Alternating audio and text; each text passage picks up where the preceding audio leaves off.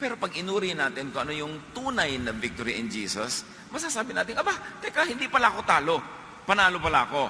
Because Jesus believers are empowered to win over temptation by faith. Not by works. By faith in Jesus.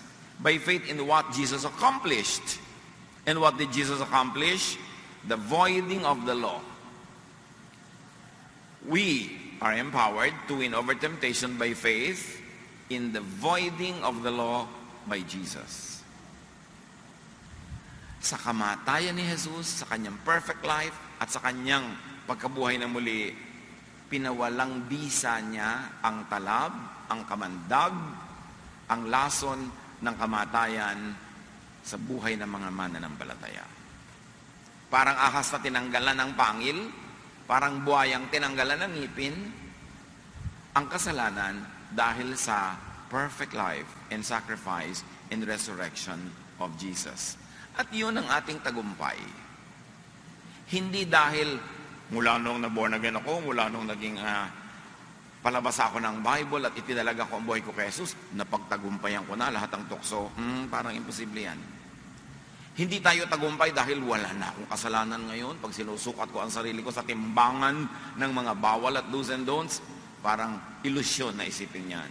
Pero bakit tayo panalo?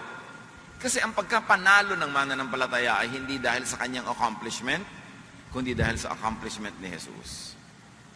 Ito ang kinakanta natin, ang church natin, tinuturo, pinapaulit-ulit, 33 years na. At kailangan sobrang linaw, to the point na kahit pagsawaan pa natin at dumudugo na yung tenga natin kapapakinig, pero habang hindi pa tayo nakakaintindi, ba't tayo nagdiriwang, bakit tayo nagsosoul winning, ano bang gusto nating dalin sa mga tao at sa natin sila gustong dalin, habang hindi tayo malinaw dyan, dapat ulit-ulitin pa at maganda, reviewin kahit alam na. Jesus believers are empowered not in the unachievable attempt to fight the enemy yourself, or to obey all the law all the time. Imposible yan. Kaya mga iba, huy, Kristiyano ka na, bakit natatakot ka pa sa dilim? Huy, Kristiyano ka na, ba't umiinit pa ang ulo mo?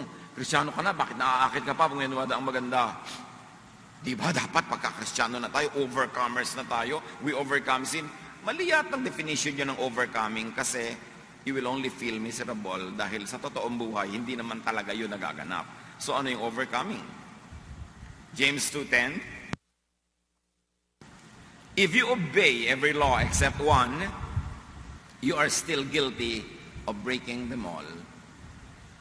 So ang kinililinaw ni James, hindi ka talaga maliligtas kung pag-obey lang ng law ang iisipin mo. Hindi ka magiging overcomer kung ang pag-overcome ang ibig sabihin mo is to obey all the law. Kasi kahit obey mo yung 99, pag may one ka na hindi na obey, it's as good as breaking all of them. Para rin yung sinasabi ni Jesus, tungkol sa kasalanan, you have heard that it was said long ago, and I'm telling you this. Sabi niya, akala nyo, kasalanan pagka ikaw ay nakiapid sa hindi mo asawa? But I'm telling you, if you look at a woman lustfully with your eyes, you already committed adultery with her in your heart. Hindi pinadami ni Jesus ang kasalanan. Sinasabi niyang kung aasa kayo sa batas at sa hinihingi ng batas, hindi na kayo titigil magkasala kasi pagtingin pa lang kasalanan na. So hopeless kayo kung law ang inyong ticket to salvation. Kung personal achievement and personal righteousness against the measurement of the law, you are not going to make it. Kasi puro failure, puro guilt. Kaya nagiging common sa buhay ng maraming mananampalataya ngayon, laging may guilt, laging may fear of punishment, kasi hindi naiintindihan what it means to be overcomers. To be victorious over sin is not to be sinless according to the definition of the law, but to remove the power and the punishment of sin. Some people are not comfortable with that. Iisipin nila, baka may umabuso, baka magwala sila sa buhay dahil free. Bahala ka kung gusto yun ang gawin mo. Pero ang anak ng Diyos, lalong mapapaibig sa Diyos, lalong mabubuhay ng matuwid at tama sa pag-appreciate na lang doon sa ibinibigay ni Jesus na freedom. Hindi para ito gamitin sa pagkasama, kundi maging inspirasyon sa lalong pagiging mabuti, lalo na sa pagiging mas maluwag, mas mabait, mas mapagtanggap, at mapagpatawad sa kapwa. You win over temptation by realizing that the enemy had already been conquered, not by your personal fight, but by the victory of Jesus. Ang totoo, wala ng enemy. Marami kasi mga Christian, laging binablockmail ang sarili at iba tungkol sa Satan. Laging nakikita si Satan kahit sa tasa, kahit sa kape, sa ulap, sa hangin, sa mga dahon na lumilipad. Talo na. Wala ng enemy. When it comes to the law, meron pang enemy against just one law. And that law is the law of love. And we're going there later. Huwag kang mabuhay sa takot sa enemy dahil tinalo na nga ni Jesus. Pag natakot ka pa sa enemy, parang hindi namatay at nabuhay na muli si Jesus. Para kang walang Savior. Ephesians 2:8-9, for it is by grace that you have been saved through faith. And this is not from yourselves. It is the gift of God, not by works, so that no one can boast. Pag nananalig ka kay Jesus, yung perfect life niya nagiging sayo. Yung naging kamatayan niya sa krus, nagiging kamatayan mo, at dahil namatay ka na, considered ngayon, nabayad na ang lahat ng utang mo. At ang kanyang pagkabuhay na muli ay nagiging resurrection mo rin, kaya lumampas ka na sa kamatayan at meron ka ng buhay na walang hanggan. That is what it means to be saved by faith. Pero pag may nagsasabing, Pastor, paano po pagka naging Christian ako 10 years ago, nagpakabanal-banal ako, pero kahapon, meron akong kasalanan, bigla ako nasagasaan, namatay ako, save pa rin po ba ako? Hindi mo naiintindihan, kapatid, ang ibig sabihin ng saved by faith. Ang naiintindihan mo dyan is saved by works. Kaya inaasa mo sa works ang salvation mo. Yes, up to a point, nakaasa ito sa works. Pero sa work ni Jesus, hindi sa work mo. Sa accomplishment niya, hindi sa accomplishment mo. Kaya nga siya, Savior. Kaya ka, may Savior. You win not because you are now able to obey all the law, which is the illusion of many. Kasi ayan, tinanggap mo na ang Panginoon, hindi ka na magkakasala. Dapat hindi ka na magkakasala. Ikaw ngayon nagkakasala talaga according to the measurement of the old law. Pag hindi mo naintindihan yung grace of God, magigilty ka lagi. At pagka hindi ka honest, itatago mo yung kasalanan mo. Kaya doon nagagalit si Jesus yung hypocritical living. Yung pala, wala ka naman dapat itago kasi inalis na nga yung batas. Ang daming batas na inalis. Tulad ng lagi kung gustong illustration, nakalagay no parking, nagpark ka, may kasalanan ka. Kung wala ng batas na no parking, nagpark ka, may kasalanan pa ba? Ganun ang ginawa ni Jesus. He set us free from the law. So yung mga habits mo, yung mga weaknesses mo, hindi naman talaga nawawala lahat yan. Hindi naman totoong dahil tumanggap ka kay Jesus, nawawala. Nag-i-improve ka. Kasi mas conscious ka. Lalo kung bagong galing ka sa camp, bagong galing ka sa retreat, attend ka ng prayer meeting, mas conscious ka. Pero mamaya balik at balik pa rin yung dati. Nagigilty ka tuloy, bumabalik. Hindi nga yung accomplishment mo ang nagpapabanal sa iyo kundi accomplishment ni Jesus. Pero dahil legally holy ka na in the eyes of God, dapat namang sikapin mo na mamuhay na mas tugma sa katuruan ni Jesus. Pero wala namang nakaka 100% tugma nun kasi dapat nasa kabilang buhay ka na. You win because Jesus voided the law and made it powerless. Romans 6:14. Don't let sin keep ruling your lives. You are ruled by God's kindness and not by the law. Dapat nating namnamin ang kahulugan ng first phrase na don't let sin keep ruling your lives. The common misinterpretation is that na kay Jesus ka na, si Jesus na ang Lord mo, hindi na sin. Therefore, wala ka na dapat nakocommit na sin. Imposibleng interpretation yan kasi imposible yan masunod.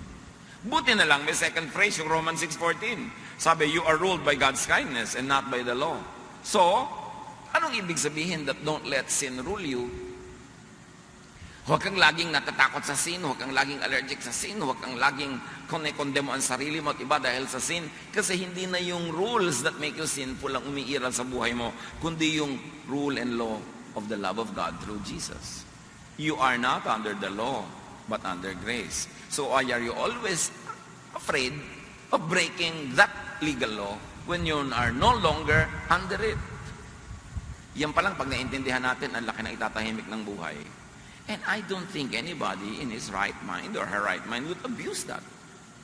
You would only be more grateful to God, and that gratitude could only translate into more kindness and more love for others.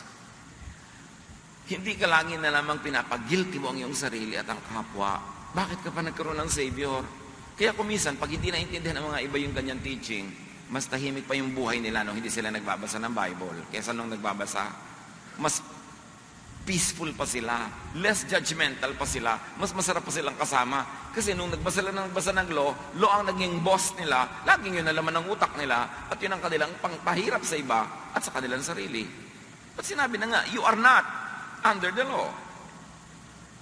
1 John 5:4, sapagkat napagtatagumpayan ng mga anak ng Diyos ang sanlibutan. Anong ibig sabihin ng pagtatagumpay? Na hindi ka nagkakasala according to the law? No. At nagtatagumpay tayo sa pamamagitan ng pananampalataya. Hindi sa pamamagitan ng personal action and achievement. Hindi dun ang tagumpay. Yung tagumpay ibinibigay sa atin ni Jesus dahil nananalig tayo sa Kanya. Enlightened. There is a victory over temptation when Jesus believers are always enlightened to define and redefine sin and temptation. Ano ba ang sin? Ano ba ang temptation ngayon na tayo'y nasa kay Jesus na? Remember, isa na lang ang binigay ni Jesus na law, love. Ang natira na lang na sin is to be unloving. So, sin pa ba na mangalo niya? Kung nangaagaw ka ng asawa ng may asawa, sumisira ka ng pamilya ng may pamilya, unloving yun, edi sin pa rin yun. Sin ba na may magandang dumaan, bigla kang naakit ng 3 seconds? Pagkatapos, nag-confess ka agad on the 4th second. Sin ba yun? O, teka, dumaan lang naman. Hinablot mo ba? Kinahasa mo ba? Inagaw mo ba sa asawa niya? Hindi. O, nasan ngayon yung unlovingness noon? Sumagi lang pala naman sa isip mo. Pero tayo, sumagi pa lang, kasalanan na kasi to look at a woman lustfully already commits adultery. Ipinapakita yun ni Jesus para hindi sabihing adulterous ka dahil tumingin ka. Ang ibig lang niya sabihin, pag hinusgahan mo ang sarili mo by the law, lagi kang may sin. Hopeless ka. Kaya dapat ibahin mo ang panukat. At ang panukat na, the grace, the love of God through Jesus. Romans 6:2, sabi ni Pablo, if we are dead to sin, how can we go on sinning? Tayo'y patay na sa kasalanan. Paano pa tayo mamumuhay sa pagkakasala? Ang linaw ng legal understanding ni Paul about the grace of God through Jesus. Sabi niya, nung namatay si Jesus, lalong-lalo na nabuhay pa siyang muli, lahat ng nananalig sa Kanya ay namatay na rin sa kasalanan. Alam niyo ba, ibig sabihin ng mamatay? Pag may utang ka, di ka nasisingilin kasi patay ka na eh. Kasal ka sa asawa mo, pero nung namatay ka na, nakalibre ka na sa Kanya. Kasi ang namamatay, exempted na sa lahat ng law. At ang sabi ni Paul, patay ka na sa kasalanan. Hindi ka na nagkakasala according to the law of Moses kasi patay ka na dyan. Ang natira na lang, kung magkakasala ka talaga, is the only law left by Jesus to His people, to love one another. Kaya ang magiging effect nga sa'yo dapat ng teaching na ito to be more loving, not abusive, but to be more relaxed, to be more peaceful, to be more forgiving of others. Kasi naman maraming Kristiyano, kaya gano'n na tayo mang-rebuke ng iba, mang-judge ng iba, magtiwalag. Kasi akala natin, galit ang Diyos sa kanila at tayo ngayon ng mga sundalo ng Diyos na dapat magpairal ng kanyang mga disiplina sa kapwa. Hindi natin naiintindihan ang ibig sabihin na patay na tayo sa kasalanan. Patay does not mean mas malakas ka kaysa kasalanan kasi hindi naman nangyayari yun. Kundi ang ibig sabihin, wala nang lakas ang kasalanan over us. Kahit parati pa rin tayong talo by the old law, hindi tayo talo kasi wala na yung law. Ang kulit, no? Paulit-ulit. Pero dapat maintindihan at sulit magpakakulit sa bagay na ito. Kasi maraming Christian hindi pa rin restful, hindi pa rin rested, hindi pa rin peaceful, puro guilt. Kasi ang isang paa nasa grace and kindness of God, ang isang paa nasa law, hati tuloy, lito. Romans 7:5-6. Nung tayo'y namumuhay pa ayon sa ating likas na pagkatao, Ang ating mga masasamang hilig na pinupukaw ng kautusan ay naguudyok sa mga bahagi ng ating katawan na gumawa ng mga bagay na hahantong sa kamatayan. Sa discussion na ito ni Paul, hinahalin tulad niya yung human nature sa kasalanan. Sabi niya, nung nabubuhay pa tayo sa ating likas na pagkatao, yung ating human nature, sinasabi ng law sa atin, makasalanan ka, masama ka. Gusto mong kainin niyang masarap, hindi mo na ibinigay sa iba. Nagagandahan ka sa maganda, masama yan. Gusto mong mag-enjoy, bawal sumaya. Yung lahat ng gusto mo, pati yung mga sexual attraction mo, masama yan, evil yan. God created our bodies and God created people to be very, very sexually oriented. Why? Sex is for procreation, and unless sex is enjoyable, nobody would like to do it because it is hard work. So it had to be attractive. Kaya lang nga may tamang place and time and object. Pero lagi ka pa nga itatama yung time, place, and object. Kaya may mga daplis here and there. But to demonize your sexuality by itself is to go against your human nature, which God made because God is your creator. Pero nililinaw dito ni Pablo, nung araw, sabing ganon, because of the law, ang human nature natin is always perceived as dirty, as sinful. May ambition ka, pride yan, masama yan. Gusto mong yumaman, masama yan. Gusto mong guminhawa, dapat magdusa ka. Sabi, ine-equate ng law ang lahat ng gusto ng ating likas na katawan into sinfulness. Therefore, the law condemns us all the time because we're always human anyway.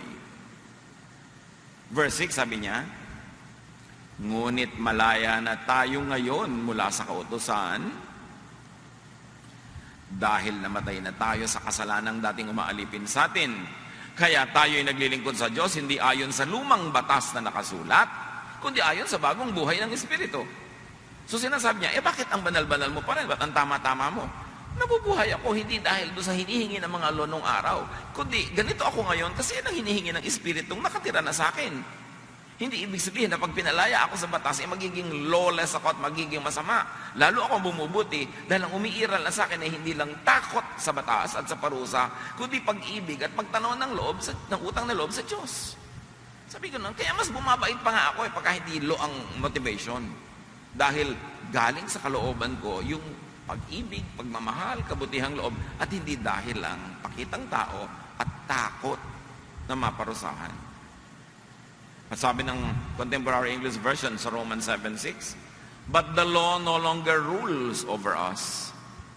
We are dead people, and it cannot have any power over us.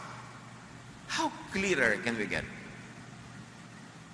Tapos pag nagko-condemn tayo ng isa't isa, ang ibinabato natin sa kanila lagi, law. Huy, sabi ng ganitong verse, ibabato mo. Huy, sabi ng ganitong law, ibabato mo.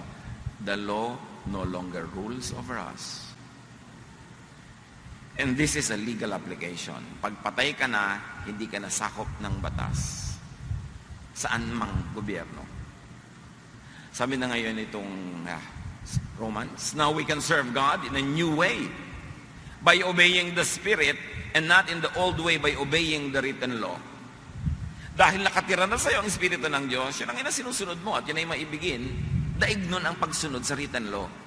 Kasi ang pagsunod sa written law, okay, hindi kita ninakawan, pero galit naman ako sa iyo, may kasalanan pa rin ako noon.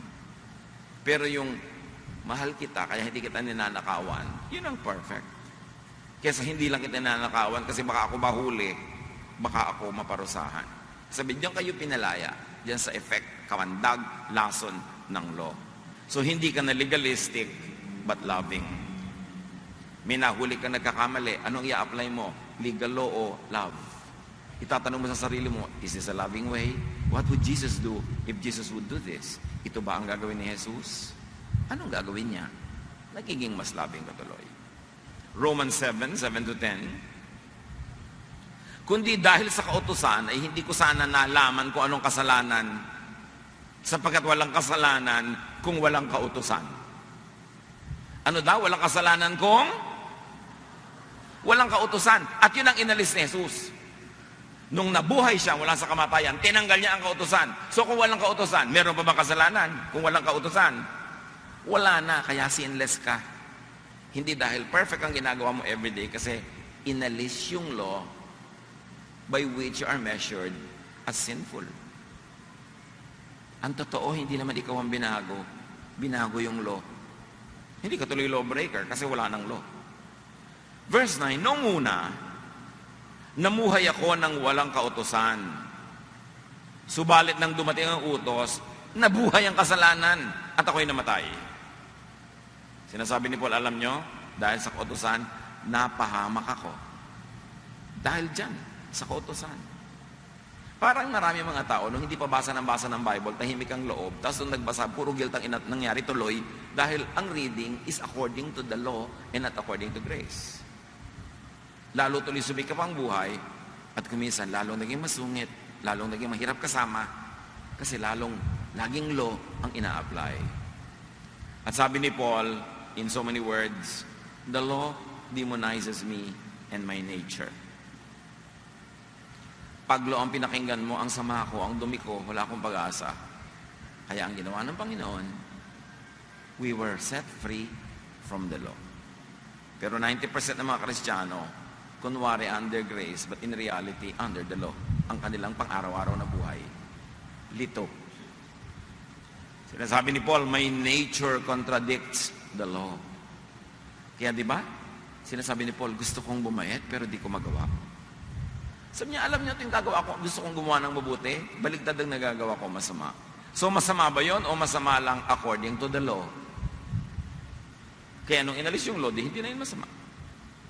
Hindi naman yung pumatay ka ng tao, hindi yun ang tinanggal na law, kasi hindi yun loving. Tandaan nyo, may natirang law, loving. Ang itetest mo na ngayon, loving ba yan?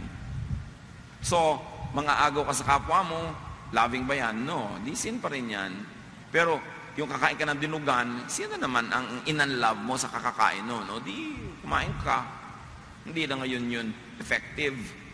O, ang haba ng damit mo, ng laylayan mo, yung haba ng buhok mo. Unloving ba talaga kung mahaba ang buhok mo, lalaki? Sino naman ang nagdusa dahil doon? Liba nilang umahampas sa mukha niya yung buhok mong hindi mo sina-shampoo. So, meron ka bang na-unlove? Wala. O di, hindi na yan, lo. Dapat maintindihan natin, ang dami nun na tinanggal. Pero mas mahalaga yung natira, the law of love. The law contradicts my nature. Bakit ganun ang napakarami mga laws ng Old Testament? Isang katerbang laws? Kasi tribal life sila noon, survival level. They were competing with so many people for a real small piece of real estate. And they were at war with everybody. And of course, wala pa silang science noon about the reproductive system. Marami silang hindi naiintindihan. And everything they didn't understand, they feared. So ang dami-dami nilang ginawang batas tulad ng ang babae na nagme-menstruate ay unclean. Pag nainupuan ng babae nagme-menstruate ang isang silya, hindi ka dapat umupo doon in the next 24 hours. Magiging unclean ka rin. And it all because they didn't understand the reproductive cycle. Hindi ibig sabihin na masama yung babaeng dinudugo. Kaya doon pinalaya ni Jesus ang maraming tao sa mga laws that were meant to control society, for social engineering, for the survival of a family and a tribe. Ang higpit ng everything, huwag kang kakain ito, huwag kang kakain nun. Katulad nung nag-e-exodus sila, ang dami mo hindi pwedeng kainin. Siyempre, baka masiraan sa nila, mamatay silang lahat. Paano isisilang ang Savior kung naubos sila? So, higpit-higpit. Pero, culture-based yon, time-based. At hindi ibig sabihin, universal ang application. Na nung araw, yung mga babae, pagka maiiksi ang mga buhok, prostitute. So dapat, ang mga Kristiyanong babae, mahahaba ang buhok. Yun ang turo sa Corinthians. Kasi sa Corinth, ang mga prostitute, short hair. Paano sa ibang bansa na long hair yung mga prostitute? Ano ituturo sa Christianity? Dapat short hair ka. Ngayon kasi hindi na nakikita yung profession mo o moralidad sa style lang yung buhok. Tapos hanggang ngayon, pinapakailan mo pa ng simbahan kung nagkulay ka ng buhok, anong hairstyle mo. Yun ang pinalaya ka na sa mga ganong law. Loving ba sa mga church sa pati ng pagkukulay ng buhok ng mga kabataan pinagbabawal? Pero yung matatanda, hindi masamang magkulay ng itim. Anong difference doon? Yung choir, nagliligawan yung binata at dalaga, bawal. Bakit? Kailan magliligawan yan? Pag 40? O sa labas tuloy, nakikipagligawan. Ang dami natin mga inventong batas sa mga law. Hindi pa sapat yung batas ng unang panahon. Nagdagdag pa ang church in the last 2,000 years. Pag tumutugtog ka sa music team ng church, hindi ka pwedeng mag-gig sa labas. Bakit? Papakainin ka ba ng simbahan? Bibigyan ka ng sweldo? Di naman. Tapos bawal tumugtog sa labas. Ang dami-daming arte ng mga Kristiyano ngayon, mas humirap pa na maging Kristiyano kaysa noong araw. Doon tayo pinapalaya ni Jesus. Ang mahalaga lang, itatanong mo lagi, loving ba? Magiging unloving ba ang gagawin mo? Therefore, bawal pa rin. So sinasabi ni Jesus, if you submit to the law, you would only be sinful all the time. And without and apart from the law, sabi ni Paul, I would have been all right. Sabi ni Paul, alam niyo, kung wala lang sanang batas, okay ako eh. Pero may batas, kaya hindi ako okay. Kaya tinanggal niya ni Jesus. 2 Corinthians 5:17-18. Anyone who belongs to Christ is a new person. The past is forgotten, and everything is new. God has done it all. He has sent Christ to make peace between Himself and us. Ito na naman, may wrong reading yung first sentence. If you're in Christ, you're a new creation. Ang baluktot na reading is, therefore, hindi ka na matutokso. Therefore, hindi ka na magkakasala. Therefore, perfect ka na kasi new creation ka. Ano, Christian ka na? Nagagalit ka pa? Natapakan ka lang sa mukha? Nagalit ka na? Christian ka? Mali ang ibig sabihin natin sa new creation. Buti na lang ipinaliwanag. Ano palang ibig sabihin ng new creation? The past is forgotten and everything is new. Kaya ka naging new, nilimot lahat ng kasalanan mo. No, kung susukatin ka sa law, makasalanan ka dapat, tinanggal yung law, di tinanggal yung kasalanan mo, new ka ngayon. Hindi dahil naging superman ka o superwoman na kaya mong pagtagumpayan ng lahat, kundi dahil wala ka lang dapat pagtagumpayan kasi tinanggal yung law. Kaya ka new creation. Sabi niya, God has done it all. It is not your doing. He sent Christ to make peace between God and men. At ano yung peace na yon? O total, hindi nyo masunod ang mga law, tanggalin na lang ang mga law para tayo magkaroon ng reunion. Yun ang ginawa ng Diyos through Jesus. Pero may isang itinira, ha? Gusto ko diin yan, the law of love, na maraming application. Pero hindi na yung law na bawal kumain ng alamang, bawal kumain ng hito. Sabi nga ni Jesus, ano naman ang nawala sa'yo? Kahit anong pumasok dyan sa tiyan mo, lalabas din yan. Pero ang mahalaga, anong salitang lumalabas sa iyong bibig? Kasi hindi loving ang words mo. Kahit ang dieta mo, ang higpit-higpit, sinful ka pa rin kasi hindi ka loving. Ang daming inayos. Yung pinakamahalagang batas sa mga Israelita, yung Sabat, doon pa talaga naghimala si Jesus ng marami to underline the point na malaya na kayo dyan. Ano naman ang masama na magtrabaho ka ngayong Sabat? In fact, kung hindi ka magtatrabaho para ikabuti ng iba, doon pa mga mas masama yan. Anong Sabat?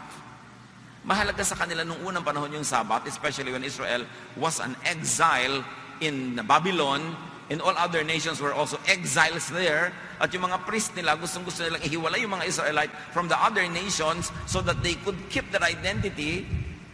Kaya sobrang na-emphasize yung Sabat. Bawal maglakad, mag-Sabat day, bawal gumalaw, bawal gumawa. Ibig sabihin, hindi ka pwede mag-entertain ng mga bisita ng Sabat yung weekend. Hindi ka rin pwede bumisit sa bahay ng may bahay. So, mga Israelites were forced to be on their own themselves. Inihiwalay sila sa ibang nations. Ganon din yung diet. Sobrang diet na yan were developed by the priests. Hindi sila kumain sa bahay nila. Hindi sila kumakain sa bahay nila. Mga non-Israelites, inihiwalay sila sa ibang bayan. Yan dapat nilang batas. That's what Jesus said.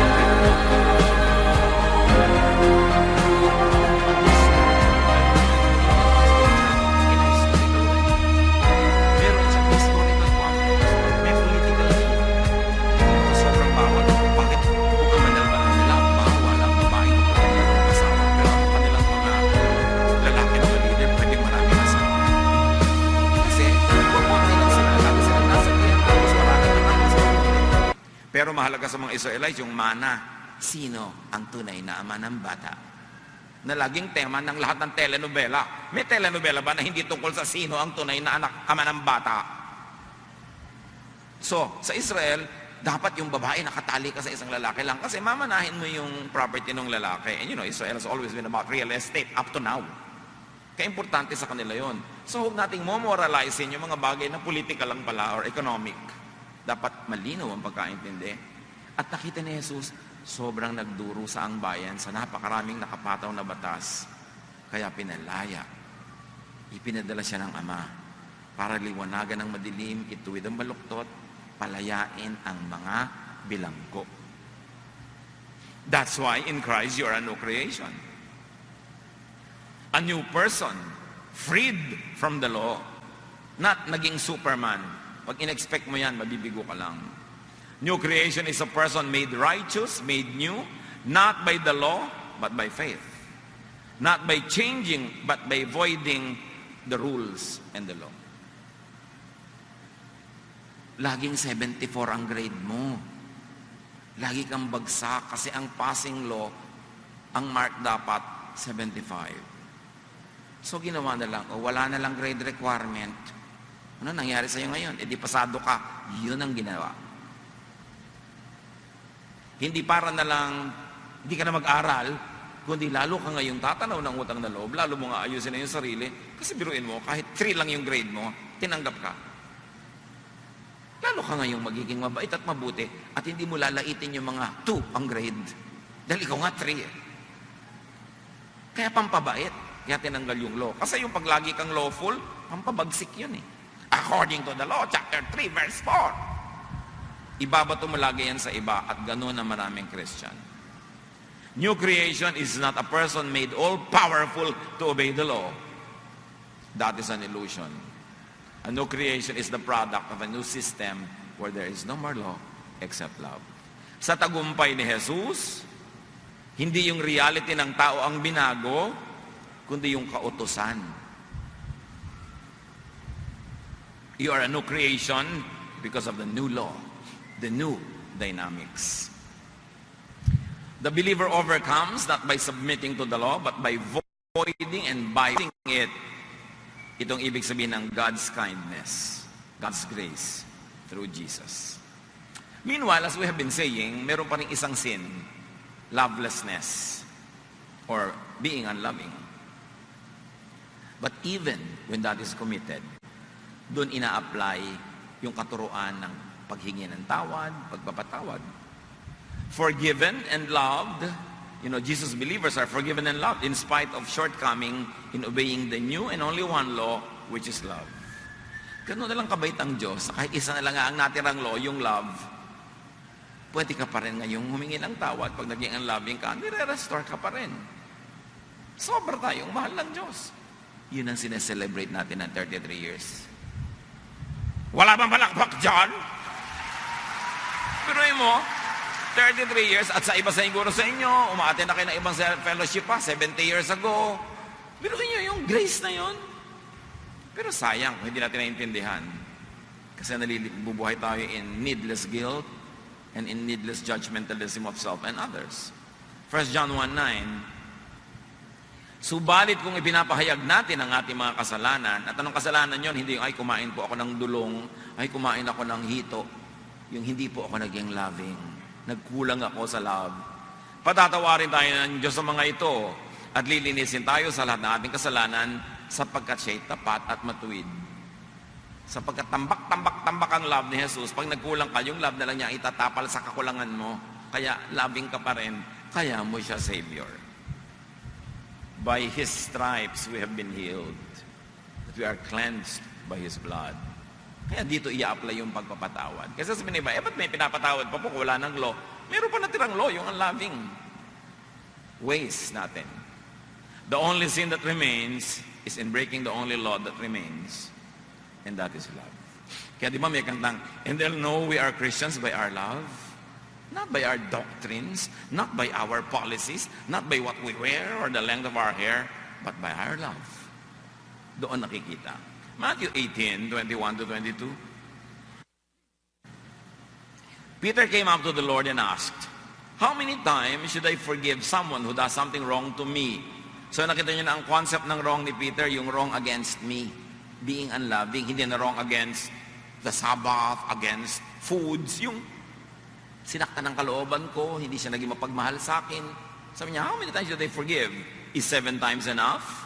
Jesus answered, not just 7 times, but 77 times. Ibig sabihin, keep loving anyway.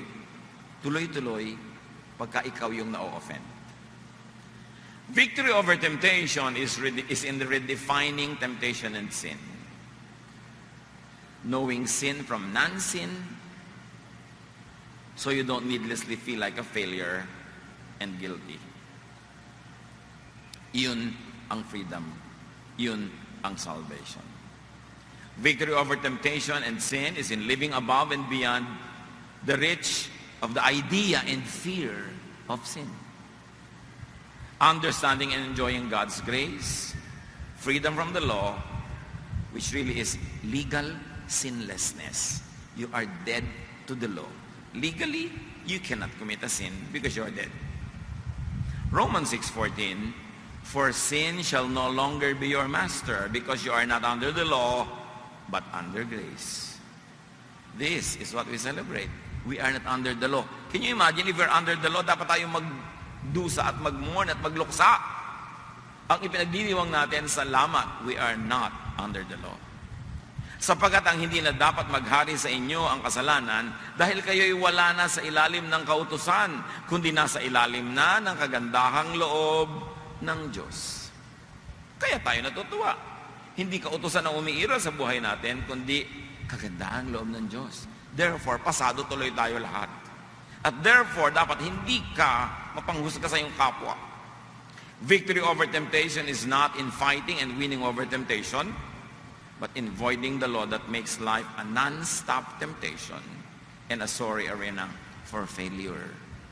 Pag under the law ka, you're a failure every day, all the rest of your life.